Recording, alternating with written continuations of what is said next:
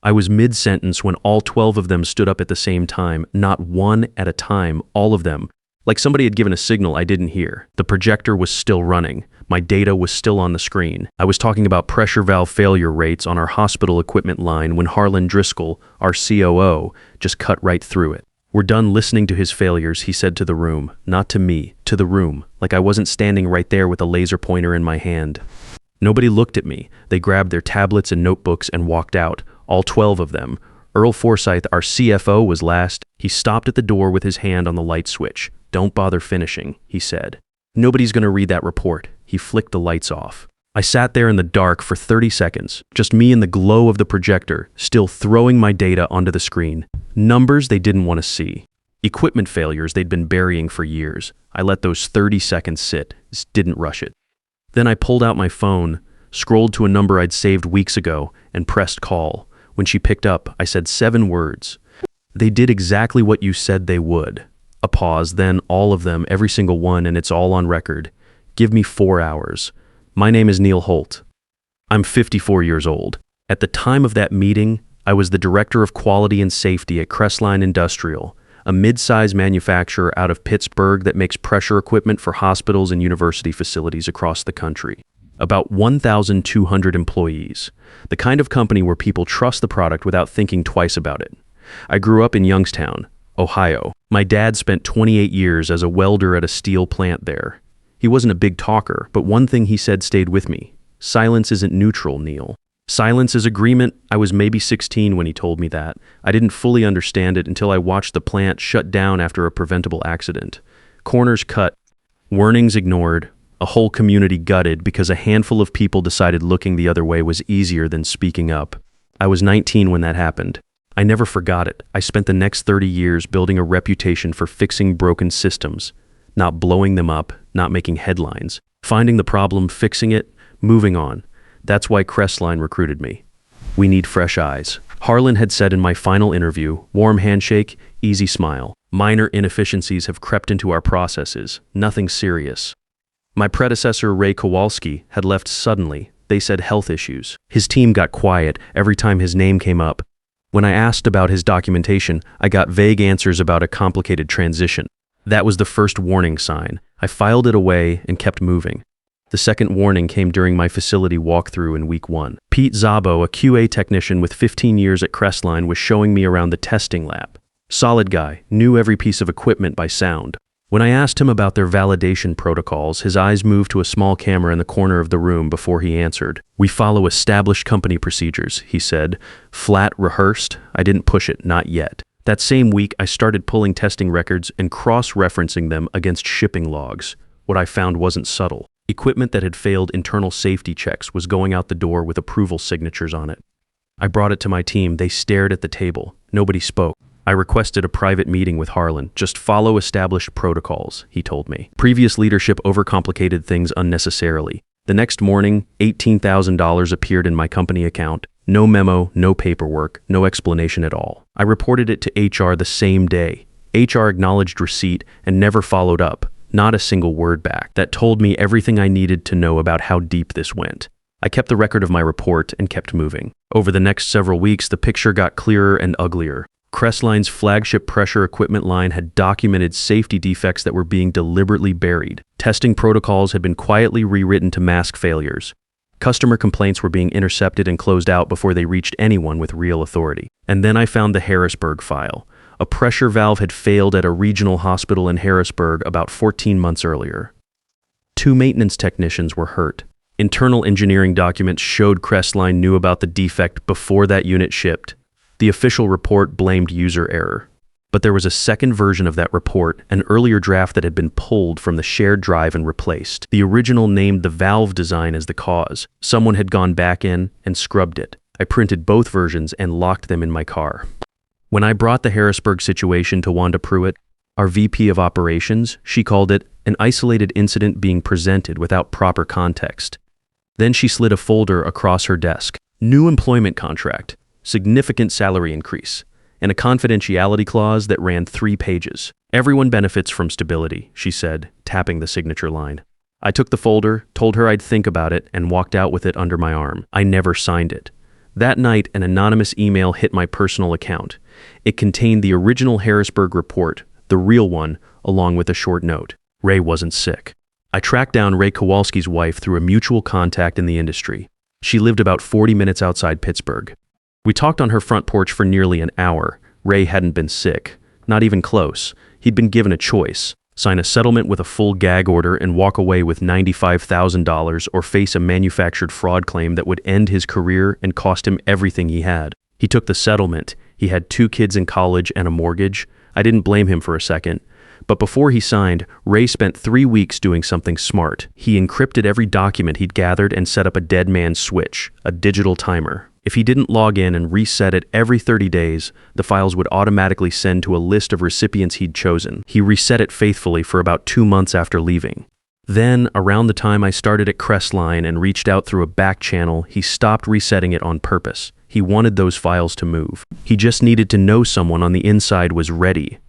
One of those recipients was Gail Mercer, the lead investigator at the federal regulatory agency overseeing our industry. She'd already been building a case on Crestline for months before I arrived. When Ray's files landed in her inbox, she had the foundation. What she didn't have was a current inside source who could document what was still happening in real time. That's where I came in. Our first call lasted just under 2 hours. We were both careful. We both knew that going at Crestline directly wouldn't work. They had layers of outside attorneys, a compliant board, and years of practice making problems disappear quietly. What we needed was for the executives to incriminate themselves on record, in a setting where every word was documented and there was no way to walk it back later. The plan was straightforward. I would request a formal presentation to the full leadership team. I would lay out my findings clearly and professionally, and I would hold back one piece of evidence, the most important one, and save it for the board. Over the following weeks, I kept building the file. I documented every altered record I could find. I photographed physical equipment that had been stamped approved despite failing pressure tests. I saved every email chain that referenced the Harrisburg incident, including one where Earl Forsyth wrote that the situation needed to be handled the same way we handled the Franklin County issue in 2019. I didn't know what the Franklin County issue was yet, but I wrote it down. I also started paying closer attention to Crestline's outside vendor for equipment certification. A firm called Bright Path Compliance Solutions had been rubber stamping Crestline's external audits for 3 consecutive years without a single finding. I pulled their incorporation records. The sole owner was listed as Diane Forsyth, age 34. Earl Forsyth's niece. I had the invoices. I had the audit reports. I had the dates. It was a clean conflict of interest, documented in black and white, and it meant that every external certification Crestline had received in 3 years was worthless. I kept that one quiet too. The piece I was most careful with was a set of compliance approval documents from the previous quarter. Equipment batches that had failed internal pressure testing had been signed off anyway. The signature on those documents belonged to Cody Driscoll, Harlan's son, who had been placed in a compliance officer role 6 months earlier despite having no background in engineering or safety. He was 32. His only prior experience was a sales coordinator position at a logistics company. I did not put Cody's name in my presentation deck. I pulled that slide out the night before the meeting and saved it separately. If I showed that to Harlan in a room full of people he controlled, it would disappear before the day was over. I needed to show it to the board, with federal investigators already in the building and nowhere for anyone to run. The morning of the presentation, I got to the parking garage early. Pete Zabo was waiting by my car. He looked like he hadn't slept. He checked over both shoulders before he said anything. "They're setting you up," he said quietly. "Harlan already has your termination paperwork on his desk. They've been telling people for 2 weeks that your report is just noise, that you've been struggling since you got here and you're looking for someone to blame." I asked him why he was telling me. He looked at the ground for a second. Because Ray tried to do the right thing too. His voice was steady but tight. He didn't deserve what they did to him. He walked away before I could say anything else. I went upstairs, made one final check of my slide deck, confirmed the Cody Driscoll slide was saved separately on a drive in my jacket pocket, and walked into the conference room at 2 p.m. I got 20 minutes in before they all stood up. After the call with Gail, I sat alone in that dark conference room for another minute or so. The projector was still running. The last slide on the screen showed a comparison table, approved shipments on the left, actual test results on the right. The numbers didn't match. They never matched. That was the whole problem. I turned the projector off, gathered my materials, and walked back to my office. Wanda Pruitt was already there, sitting in my chair. That was quite a scene, she said, turning my monitor slightly toward her, like she was settling in. "Not surprising, given your approach." I set my folder down on the edge of the desk and waited. She told me my position had been terminated effective immediately. Security would be up in 20 minutes. All materials I had gathered during my employment were company property and needed to stay in the building, personal notes included. We own everything produced during your employment, she said. That's standard. I nodded, didn't argue, didn't say much at all. Something about how calm I was made her pause at the door. You've made enemies of people who don't forget Neil. People with reach across this entire industry. I'd think carefully about what comes next. Is that a threat? It's just reality. 12 executives walked out today. Nobody is going to take your word against all of theirs. After she left, I opened my bottom desk drawer and took out the small recorder that had been running continuously in my office for 8 weeks. Slipped it into my jacket pocket next to the drive with Cody's documents. My phone buzzed. Text from Gail, ahead of schedule. 4 agents arriving now. Meet in lobby in 10. I took one last look around the office. Then I picked up only my personal items and walked out. My team was still at their desks when I walked through the department. Some of them knew what was coming. Others thought they were watching me do the walk of shame out the door for the last time. I kept my pace steady, didn't look rushed, didn't look beaten either. Pete caught up with me near the elevator bank. They're already saying you tried to blame production for design problems, he said, keeping his voice low. Harlan sent a message to the floor supervisors 10 minutes ago. Said your replacement starts Monday. The elevator opened. Sometimes you have to let people think they've won, I said, stepping in. Before they find out they haven't, the doors closed. The lobby was moving at its normal afternoon pace when I came out. That lasted about 90 seconds. Then the front doors opened and 4 people in dark suits walked in behind Gail Mercer.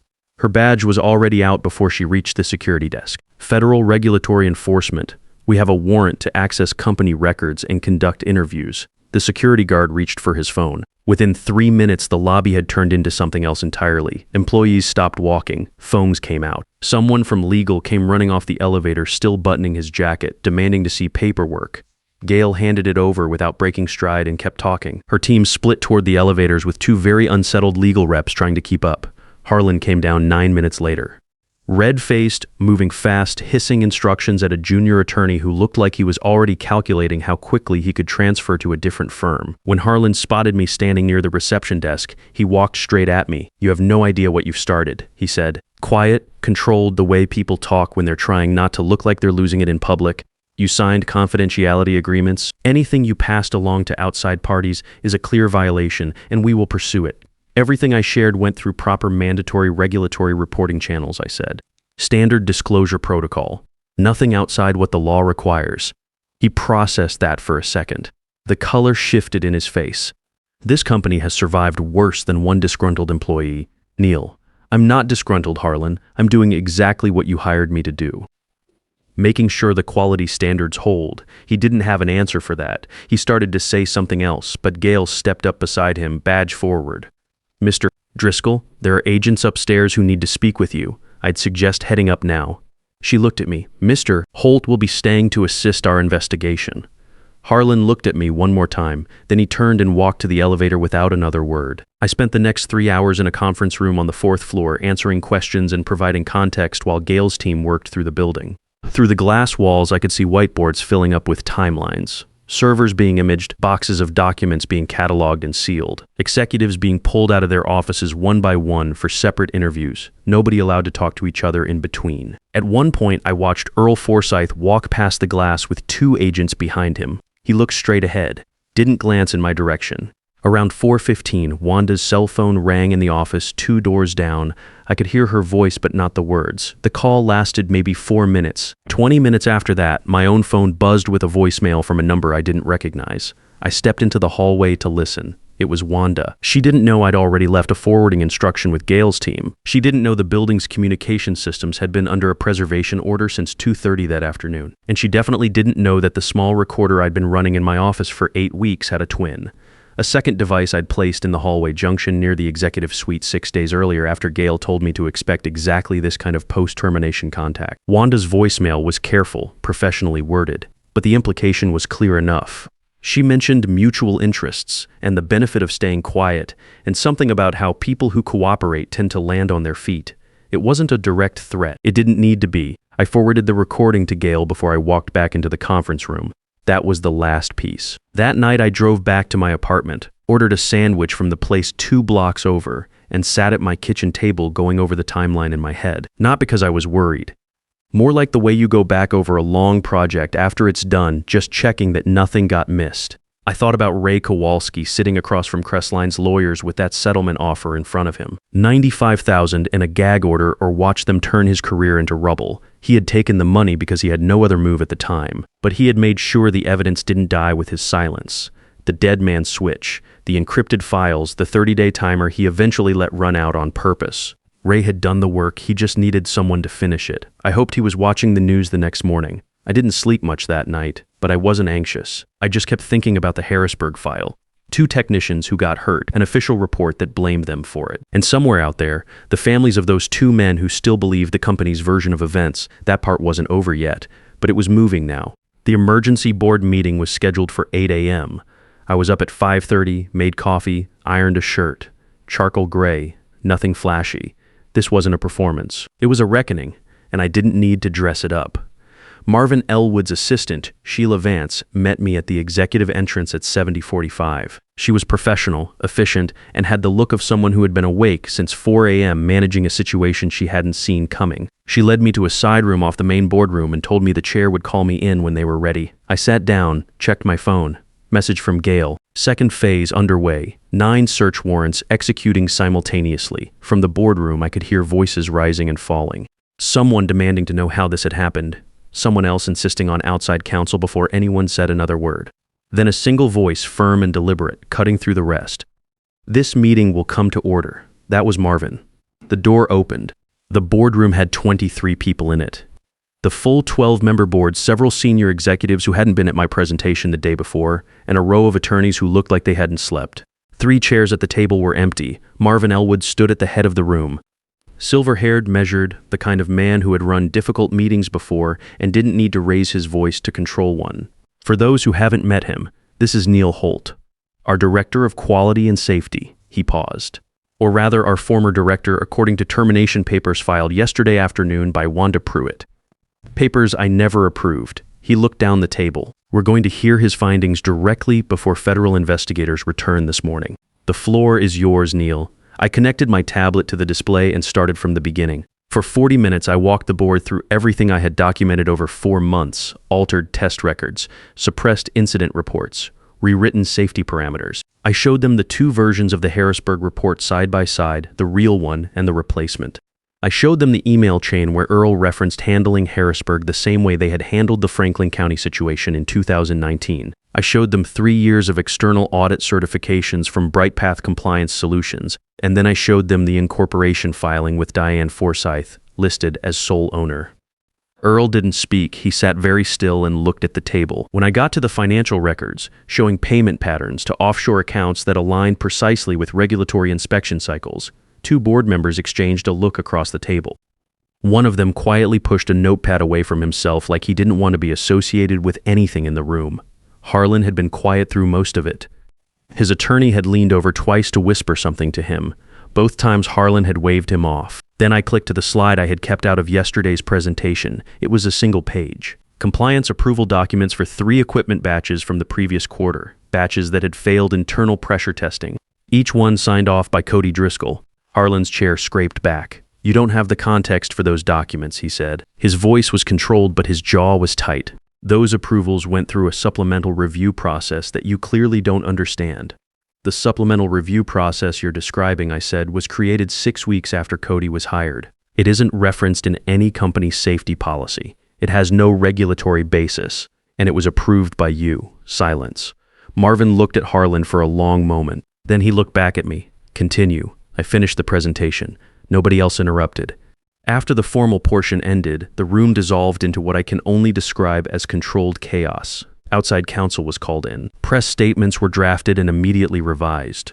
2 board members stepped out to make private calls and came back looking like they'd aged 5 years in 10 minutes. Harlan sat at the far end of the table, talking quietly to his attorney, not looking at anyone. I sat off to the side with Gail's team lead, answering follow-up questions and watching. By noon, trading of Crestline stock had been halted. By 2 p.m., 6 resignation letters had landed on Marvin's desk, Wanda's among them. By 4, federal prosecutors announced preliminary charges against 4 executives. Harlan and Earl were both named around 4:30. I watched Harlan walk through the main floor on his way out of the building. The plant supervisors and floor workers were visible through the windows of the production area below. Some of them had stopped working. They were watching through the glass. These were the people who had built Crestline's equipment for years, who had raised concerns through proper channels and been told to keep their heads down. They watched Harlan cross the lobby without saying a word. That moment was worth more to me than anything else that happened that day. Before I left, Marvin asked me to stay behind. We sat across from each other at the end of the long table, just the two of us. You could have come to me directly at any point, he said. I looked at him evenly. Could I have?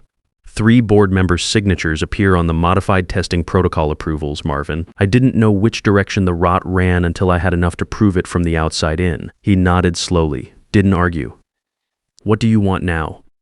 My resignation will be on your desk tomorrow morning. My work here is done. I drove home the long way through the older parts of Pittsburgh, past the rivers and the old mill sites that had been turned into parks and office buildings. I thought about my dad. I thought about Ray Kowalski sitting on a porch somewhere, probably watching the same news I was going to watch when I got home. I hoped it felt like something to him. It did to me. The next morning my phone rang. Number I didn't recognize. Is this Neil Holt? It is. This is Dr. Ted Calloway from Memorial Hospital in Harrisburg. We've been following the news about Crestline. Our medical safety board would like to discuss a consulting role with you, specifically helping hospitals identify compromised pressure equipment before it causes harm. I sat back in my chair. Yes, I said. I'd be interested in that. I hung up and looked out the window for a minute. My dad used to say silence is agreement. He was right about that. What he didn't say was that patience is something different. Staying quiet because you're not ready yet, because the timing isn't right, because you need to let them keep moving while you keep building. That's not weakness. That's how you make something stick. If you've made it to the end of this story, I want to say something directly to you. Most of us at some point in our working lives have sat in a room where something wrong was happening and felt the pressure to go along with it. Maybe you did. Maybe you didn't. Either way, you know what that moment feels like? The weight of it. The cost of speaking up versus the cost of staying quiet. What I want you to take from this is simple. The truth doesn't expire. It just waits for someone with the patience to carry it to the right place. If this story meant something to you, leave a comment. Share it with someone who needs to hear it. And stick around. There's more where this came from.